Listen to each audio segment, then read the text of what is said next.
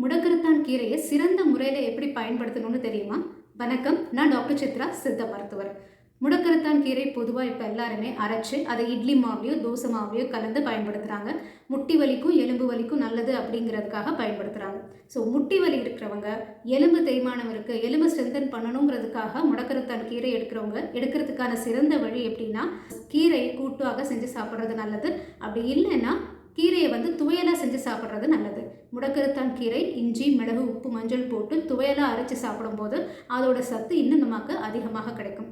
முடக்கத்தான் கீரை, பிரண்டை இது எல்லாமே துவையலாக எடுக்கும்போது அதோட சத்து அதிகமாக நம்ம உடம்புல சேரும்.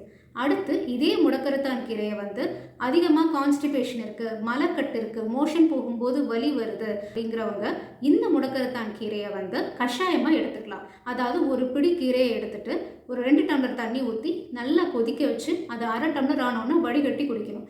இந்த மாதிரி கஷாயமாக காலையில் வெறும் வயிற்றுலையோ அல்லது வயிறு அல்சர் இருக்குது, வயிற்றில் எரிச்சல் இருக்குது அப்படிங்கிறவங்க உணவுக்கு பிறகு ஒரு 11 மணி டைம்லேயோ இந்த மாதிரி கஷாயத்தை எடுத்துக்கலாம். இது ஒரு நாளைக்கு 2 வேளை எடுக்கலாம்.